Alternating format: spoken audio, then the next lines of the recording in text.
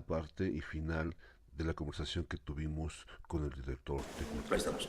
Hola, ¿qué tal, amigos? Y regresamos ya para casi despedirnos en este último bloque, en donde hemos estado platicando de muchas cosas, conversando de muchas cosas, y para que ustedes mismos hagan sus propias ideas básicas de estos documentos. Y bueno, comentando, había que ver que existen varios espacios culturales aquí en San Nezahualcóyotl. Ya habló de los federales, ya habló de federal, ya habló de estatal, pero ¿cuáles son los que conciernen al municipio? ¿Cuáles son los que están a su cargo? Bueno, la Dirección de Cultura tiene bajo su responsabilidad las casas de cultura y tres espacios que no se pueden definir como tal, que es el Centro Pluricultural, al que hay que darle aparte de eso, el Centro Cultural Jaime Torres Bodet y el Centro Municipal de Artes Aplicadas. Los demás son 9 casas de cultura, 4 en zona norte, son 8 casas de cultura, 4 en zona norte, 4 en zona centro, en la llamada zona centro. En zona norte tenemos la Casa de Cultura de Bosques de Aragón, la de Valle de Aragón, la de Ciudad Lago y la de Campestre Aragón. Aquí tenemos la Metropolitana, tenemos la Reinesa y tenemos las Águilas, son 3. Son 7 casas de cultura como tal y el Centro Cultural Jaime Torres Bodet, que incluye en su espacio el Centro de Investigación y Documentación de Nezahualcóyotl, la librería Elena Poniatowska, que es un espacio en el que nos coordinamos con el Fondo de Cultura Económica. Está también una biblioteca que corresponde ya en esta ocasión a la Dirección de Educación. Tenemos el auditorio José Luis García y se imparten diversos talleres de fotografía, de idiomas, etcétera, etcétera, ¿no? Y el Centro Pluricultural es un espacio histórico muy ligado a la historia de Ciudad Nezahualcóyotl, porque aquí estuvo establecida la CONASUPO grande, o la ex CONASUPO. Fue la tienda CONASUPO, el espacio de la CONASUPO más grande del país, es el espacio más grande que tuvo la CONASUPO. Su nombre oficial era Centro de Almacenamiento y Distribución de la CONASUPO. Se supone que aquí llegaban todos los productos que se distribuían a las diversas tiendas que tenía la CONASUPO en las colonias, pero a la vez era una tienda, si te has de acordar. Entonces era un espacio enorme, gigantesco para eso, pero a principios de los 90, en el gobierno de Carlos Salinas de Gortari, cuando desaparece a la CONASUPO, entonces el espacio regresa al patrimonio municipal y queda en la indefinición durante un tiempo. En 2005 se retoma y se construye como un centro de convenciones. A mí me parece que fue una propuesta no bien estudiada, no muy bien calculada, tuvo muy poca suerte como centro de convenciones. Después, entre el 2012 y 2015, se utilizaron como espacio de operación política. No se le dio un uso social, o si se le dio fue de manera muy limitada. A partir del 2014, más o menos a partir del 2013-2014, empezó un proceso de transición hacia un espacio cultural, por eso se tiene el nombre de Centro Pluricultural. ¿Por qué empezó este proceso de transición? Bueno, porque cuando se planeó como centro de convenciones, se construyó un auditorio, ¿no? Un auditorio que, por cierto, ya existía antes. O sea, este teatro del Centro Pluricultural es un auditorio que existe desde que era CONASUPO, incluso, pero era un espacio muy pequeño. Después, a mediados de los 90, más bien hacia finales de los 90, Marinela Servige, presidenta del Papalote Museo del Niño, vino a traer aquí lo que se conoció como el Papalote Móvil y creció un poco más el auditorio, y ya a partir del 2013, 2014, por ahí se empezó a construir, se le empezó a adaptar como un teatro, ¿no? Entonces, la existencia de esta infraestructura lo fue definiendo como un espacio cultural. Ha sido un proceso al principio lento, ha ido adquiriendo cierta velocidad en la medida en que el gobierno municipal ha podido resolver en otras partes otras necesidades de espacio, y en estos días estamos en el punto de acelerar el proceso, y pronto el Centro Pluricultural pasará a formar parte de las áreas que administra la Dirección de Cultura, ¿no? Esa es una de las cuestiones que nos preocupa a mucha gente que nos dedicamos a la cultura. ¿Qué tan bien están funcionando las casas de cultura, los espacios culturales? ¿Qué tan buena estructura tienen cada uno de ellos y lo que ofrecen como servicios al público? Algo que mucha gente criticaba en hace tiempo era que las casas de cultura se habían convertido en clubs de baile hawaianos, de zumba, de esas cosas, de talleres de tejido, en fin, y bueno, que no estaban cumpliendo otra meta que era la de crear públicos o crear conciencias artísticas. No sé, eso dejo a su consideración. Bueno, este problema de las casas de cultura de Nezahualcóyotl es un problema que está presente en todas las casas de cultura del país, por así decirlo, ¿no? Bueno, hasta me atrevo a decir que hasta del mundo, ¿no? Sí. Sí tengo yo una visión crítica al respecto, que se está convirtiendo en una política, en una línea de acción, porque la UNESCO dice que debe de haber un centro cultural por cada 250,000 habitantes. Si consideramos el número de casas de cultura y los 3 espacios que me refería, CEMUA, Torres Bodet y Pluricultural, digamos que en Nezahualcóyotl en materia numérica lo rebasamos, ¿no? O sea, estamos más que cubriendo los o sea, el número estamos bien. No, estamos hasta arriba. Rebasando, ¿no? Estamos bien, en números estamos bien. Ahora en servicios. En contenidos. Pero antes quiero decir una cosa también, que la primera casa de cultura en Nezahualcóyotl, que es el llamado ahora Centro Regional de Cultura, sí, se construyó en 1977, me parece. Apenas estuvimos celebrando sus 39 años, a finales de los 70 o principios de los 80. Sí. El municipio se erigió en 1963. Si la Casa de Cultura se construyó en 1980, aquí estamos hablando que se tardaron 17 años en construir un espacio cultural en Nezahualcóyotl. Después de 1980 hasta 1987 se creó el Centro Cultural Jaime Torres Bodet. Eso quiere decir que se tardaron otros 7 años en crear un segundo espacio cultural. Quiero decir que del 1963 a 1987 apenas se construyeron 2 espacios culturales, cuando Nezahualcóyotl en ese tiempo tenía una población que andaba alrededor de 1,5 millones de habitantes. O sea que en ese lapso no se cubrían los parámetros de la UNESCO, ¿no? A partir de 1999 o 98-99 se construyeron 4 casas de cultura más, y en el periodo del 2013 a la fecha se construyeron otras 3 casas de cultura más. O sea que se ha construido más infraestructura cultural en el lapso más muy corto, ¿no? Pero sí, efectivamente es un problema que tienen todas las casas de cultura. Ya tengo el edificio, ya tengo la construcción, pero ahora ¿qué hago en esa casa de cultura? Y también las casas de cultura como tal están a veces siendo rebasadas. Tienen que ser espacios mucho más dinámicos, en la medida en que lo que se conceptualiza como cultura es mucho más amplia, es bastante más amplia. Entonces sí tenemos que tener una visión mucho más dinámica, mucho más amplia, mucho más evolutiva de lo que es esto. Sin embargo, lo que estamos haciendo ahorita, durante mucho tiempo en las casas de cultura de Nezahualcóyotl se han impartido actividades artísticas, pero también se han impartido actividades que no son artísticas, y en otras ocasiones incluso ni siquiera funcionaban las casas de cultura. ¿Qué tenemos que hacer? Uno, primero, tener claro que el gobierno municipal no hace cultura, ¿no? Solamente la fomenta. En consecuencia, los espacios y el personal tiene que estar disponible para quienes sí producen la cultura.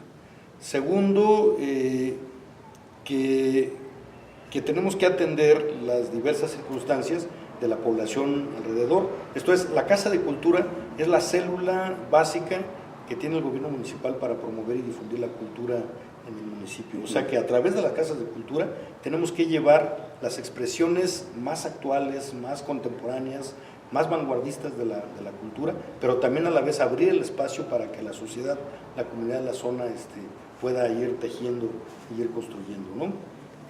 Eso nos demanda un cierto nivel de laxitud. Hay otro aspecto que es importante, muy importante, que tenemos que tenerlo claro, es que las casas de cultura como células fundamentales del gobierno para esta tarea, son el medio más idóneo, más eficaz, más necesario, más claro en cuanto a las acciones de los gobiernos para transformar comunidades. ¿A qué me refiero? Siempre que hablamos de problemas de delincuencia, siempre que hablamos de problemas de medio ambiente, siempre que hablamos de problemas de salud, siempre decimos, es que en la escuela deberían de enseñar economía, es que en la escuela deberían de enseñar civismo, es que en la escuela deberían enseñar deporte, es que en la escuela deberían... Entonces todos pensamos que la unidad fundamental y básica para construir todo esto es la escuela. No, es que tenemos que no solamente echarle la mano, tiene que existir, el Estado tiene que tener otra infraestructura para que todo eso se pueda realizar, y eso otro es la Casa de Cultura. La Casa de Cultura. Entonces, eso es lo que en esa visión tenemos que trabajar. El otro aspecto que tenemos que considerar es en materia de enseñanza artística, ¿no? Y ahorita estamos justamente, yo tengo ya 3 o 4 reuniones con mis jefes de las casas de cultura, en donde estamos dialogando, hablando sobre esto, definiendo, estoy terminando de elaborar un documento a partir de eso. Nosotros impartimos enseñanza artística en las casas de cultura, pero o navegamos en la chabacanería, esto es, en las actividades que ni son artísticas ni son culturales, o queremos meternos a profundidad en la preparación y la formación profesional.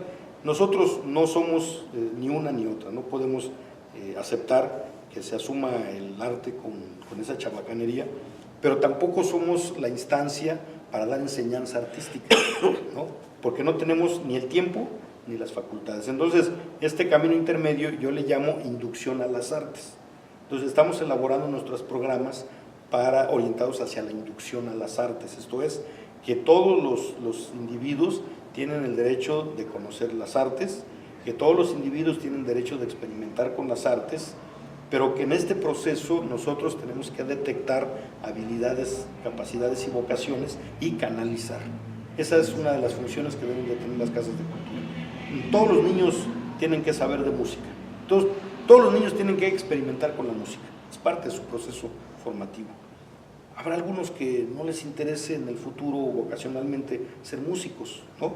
Pero ya le aportamos elementos para su positiva formación, pero el que sí quiera, el que despliegue más habilidades, entonces lo vamos canalizando, lo vamos llevando hacia los puntos en donde se puede tener. Es un trabajo muy arduo, muy ambicioso, que está limitado por el tiempo. Pero bueno, continuando con eso de las infraestructuras, ya mencionó las casas de cultura y ya mencionó el Torres Bodet, y este es donde estamos ahorita, el pluricultural. Pero ¿qué sucede con el Castillito y con el Parque del Pueblo, que tiene un teatro al aire libre?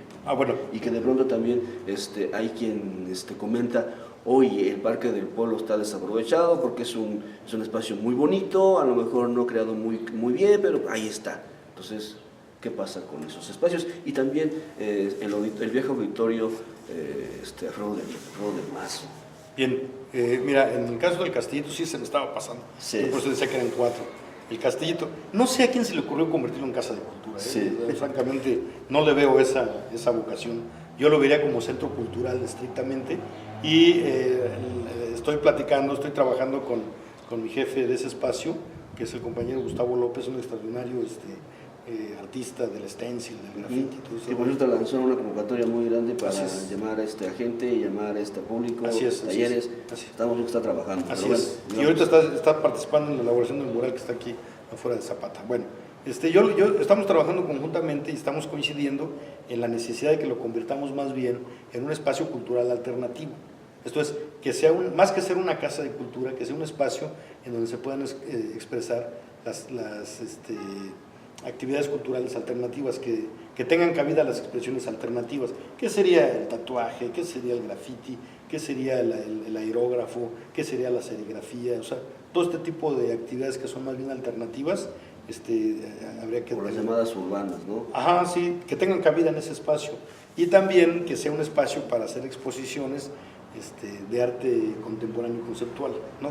Creo que se presta maravillosamente bien. Ese espacio, como tú recordarás, es un espacio recreativo que se construyó a mediados de los 70s, bajo el impulso del maestro Fabián Valladares, junto con el Barquito, el Pulpo, Eran espacios recreativos para los niños, muchas veces era una metáfora de las condiciones de la niñez y de la juventud de aquel tiempo, ¿no?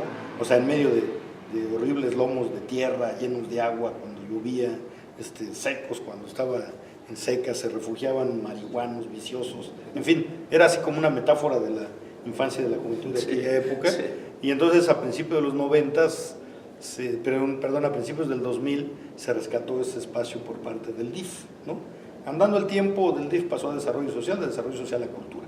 Lo tenemos en cultura, y yo creo que lo que tenemos que desarrollar ahí es todo lo alternativo que hay en esa, que es bastante. En cuanto al Teatro del Parque del Pueblo, bueno, el teatro es mucho más reciente, es un espacio muy bonito, muy bueno para las actividades escénicas al aire libre. Lo hemos utilizado mucho. Yo en el trienio anterior estuve utilizándolo mucho, presentando espectáculos de danza clásica, presentando conciertos, presentando poesía. Ahí es la sede del festival de cada año del Día de Muertos. O sea, sí se le ha dado un uso intenso, pero estoy de acuerdo en que intenso no quiere decir que esté cubriendo la total necesidad. Estamos trabajando en un proyecto también, ahorita se están revisando los aspectos normativos y jurídicos para que en un futuro no muy lejano, yo creo que más cercano de lo que pensamos, el teatro también forme parte de las áreas que administra la Dirección de Cultura, para tener un acceso más directo, tener una programación más acorde. No solamente es aprovechar un buen escenario, sino también ofrecerle al público que va al Parque del Pueblo más actividades y mejores actividades. Sí, porque hablando de esas cuestiones de formación o de crear públicos, de crear comercio, venta, como dice, suena muy feo, pero vender un poco lo que se hace aquí, pues son espacios que hay que aprovechar, ¿no? Así es. ¿Y Alfredo del Mazo? Bueno, el Alfredo del Mazo es un auditorio cívico. O sea, de plano ni pertenece a cultura, ni pertenecerá a cultura, ni quiero que pertenezca a cultura porque nos va a generar más dolores de cabeza. Es un escenario cívico, no es un teatro, no hay condiciones para hacer representaciones teatrales, a pesar de que se han hecho representaciones teatrales, pero no es adecuado, es muy incómodo para ese tipo de cosas. O sea, no es un teatro, es un escenario cívico. Desde que se construyó fue para reuniones, informes, etcétera, etcétera. Y a mí me gustaría que siga conservándose en esos términos, para que no nos meta presión al teatro del Centro Pluricultural o al teatro del Parque del Pueblo. Sí, porque, y bueno, fíjense cómo sí coincidimos, porque a veces me dice mucha gente, tú les das por su lado a los que entrevistas. No, esto del Alfredo del Mazo es una idea que se tiene de muchos años, y qué bueno que lo estamos bien comprobando. Entonces, hablando de esos espacios, ahora yo decía, antes de cerrar, los tiempos. En un momento comenta que desgraciadamente estos programas son de 3 años. Después de 3 años, adiós, y quien quede, lo más seguro es que lo deseche. ¿Por qué? Porque son como aquellas veces que llega uno nuevo y lo bueno que hace es, ve y quítame esos colores, píntamelos, bórramelos. Bien, sí, esto ha pasado. ¿Existe una forma de poder que estos programas permanezcan después del premio? Venga quien venga, esté quien esté. Aquí se atraviesa otro tema, ¿no? El primer tema que hemos estado abordando todo el tiempo y que le preocupa a todo el mundo es cuáles son las responsabilidades del gobierno, ¿no? Pero también tenemos que plantearnos respecto a cuáles son las responsabilidades de la sociedad. Y en el caso de la cultura, ¿cuáles son las responsabilidades de los que hacen arte y cultura? Pues digo que los artistas no somos seres divinos que venimos del cielo, somos ciudadanos que tenemos derechos y que tenemos obligaciones.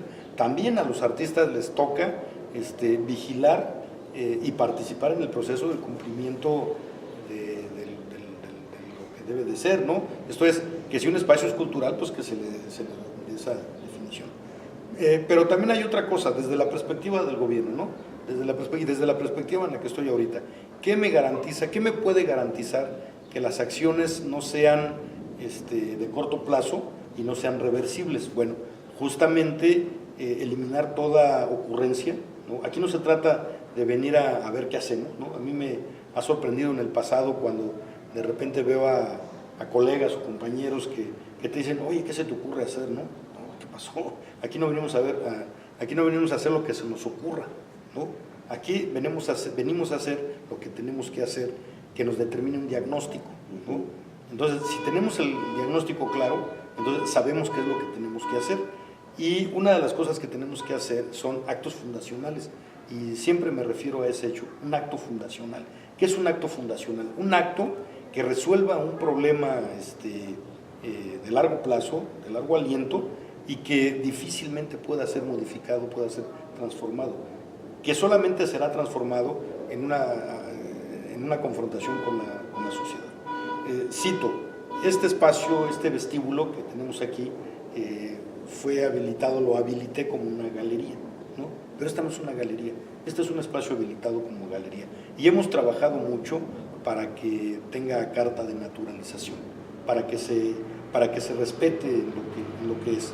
Y yo afortunadamente debo decirte que en el trienio anterior, y que fue donde trabajamos para habilitarlo, hasta ahorita, pleno y absoluto respeto para eso.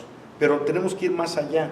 O sea, no solamente me preocupa que este espacio se respete como galería, sino que construyamos una galería, que realmente construyamos una galería.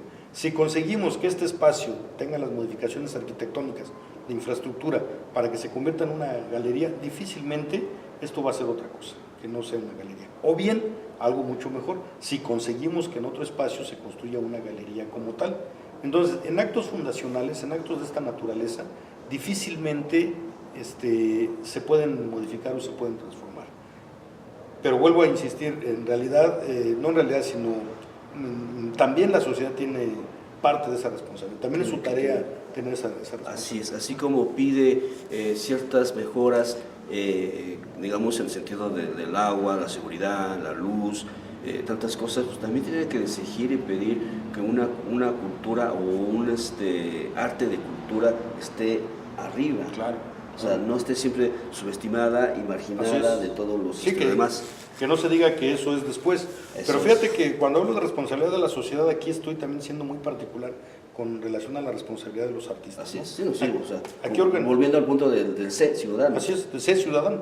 Aquí organizamos exposiciones 2 veces por mes, aquí viene mucha gente, seguimos el ritual de las exposiciones, no servimos nosotros, el Centro Pluricultural no ofrece cócteles porque no son justificables, o sea, a mí no me justifican la compra de vino o cualquier tipo de alcohol. Son lugares públicos. No se puede. Pero fíjate que lo autorizamos, sí lo autorizamos porque tú sabes que es tradicional que cuando se inaugura una exposición se sirve un cóctel, no tengo ningún problema. Yo les he dicho a los artistas, ¿qué quieres traer? O sea, yo no te lo pongo porque a mí no me lo justifican, el gasto no me lo justifica. ¿Pero qué quieres traer? ¿Quieres traer vino? Traes vino. No, es que yo soy joven y mi exposición es alternativa, voy a traer pulque. Puedes traer pulque. Pero hasta las 9 de la noche. No más allá, ¿no? Y hay gente que se irrita y se molesta por esa razón. Entonces yo digo, a veces, y yo he visto a muchísimos artistas que han echado a perder proyectos porque irreflexivamente asumen actitudes que no son. Vámonos a las 3 últimas preguntas para ya cerrar esta animosa charla que tuvimos. ¿Qué le parece? ¿Vámonos? Perfecto. La primera, Nesa merece un teatro como tal. Vemos al vecino de al lado, vemos a Chimalhuacán y vemos que tiene un teatro enorme, portentoso, y tiene sus auditorios también.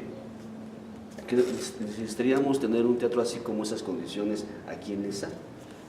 Independientemente de que Chimalhuacán lo tenga, sí, evidentemente necesitamos un teatro por 2 razones. Primero, porque tenemos que difundir el teatro, ¿no?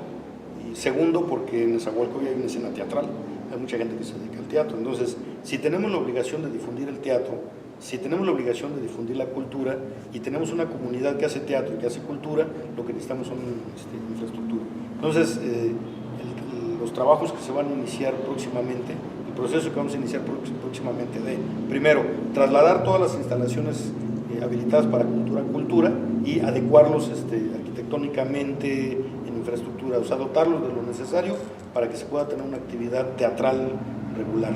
El punto no solamente se limita a tener el teatro, sino a llenar el teatro, ¿no? O o sea, meter a la gente al teatro, ¿no? Y creo que eso solamente se puede conseguir, otra vez, partiendo de la idea de que el gobierno no hace cultura, sino la fomenta, es abriendo el espacio para todo el mundo.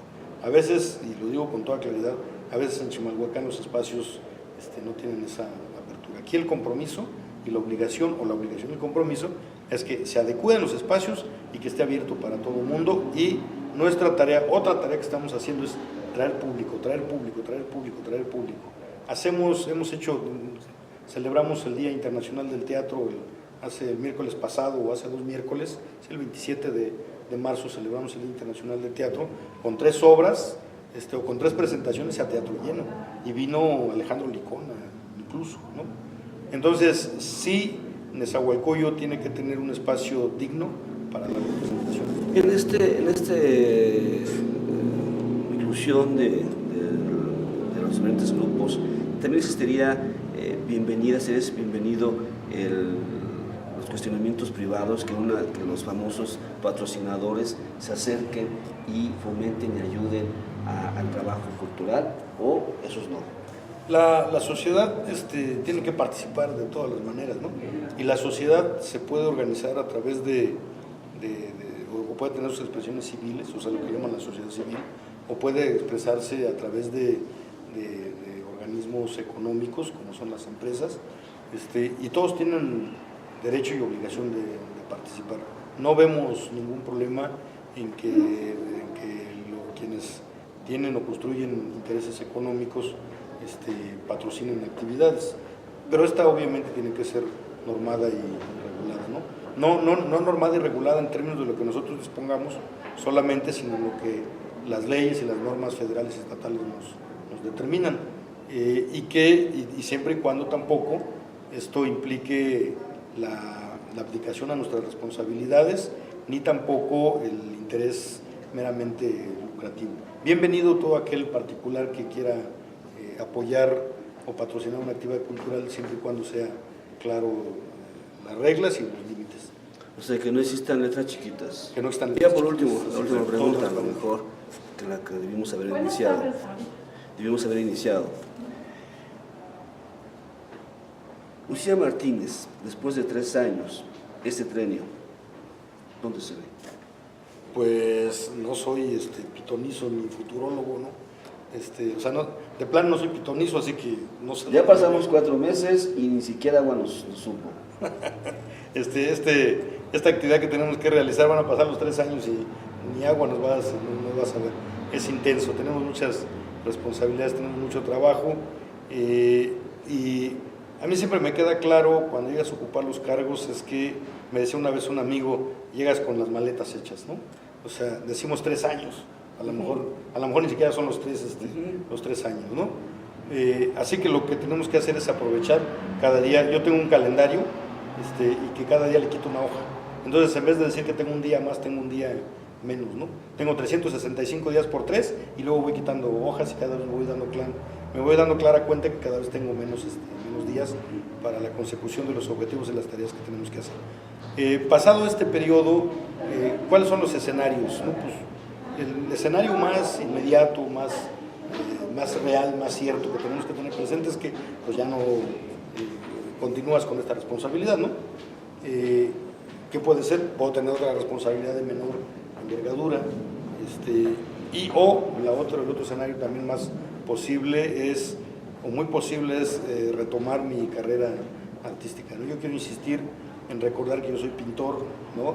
Soy artista visual, y que el cumplimiento de estas tareas, que no son un castigo ni mucho menos, también tiene sus bonitas recompensas, incluyendo las económicas para los que me critican, incluyendo las económicas, pero sí dejo mucho de producir, obviamente. Te recordarás, me cubriste mi última exposición, y desde entonces hace rato que no he expuesto, ¿no? A veces aparece esporádicamente en esas colectivas que son bienvenidas, pero de ahí en fuera no sabemos en qué más hace el maestro Lucías Martínez, a que por cierto le doy muchas gracias por aceptarnos esta serie de preguntas, esta entrevista, que más que nada fue una charla que ya nos debíamos desde hace tiempo, y que agradezco esa honestidad, porque a final de cuentas con quien tratamos son con personas, no con máquinas que ya tienen bien hechas las preguntas y las respuestas. Me da mucho gusto. No, muchas gracias, Mario. A ti, como siempre, es un gusto platicar contigo. Bueno, pues vámonos, amigos, y continuamos en este andar que es los caminos de Dios. Muchas gracias y hasta luego.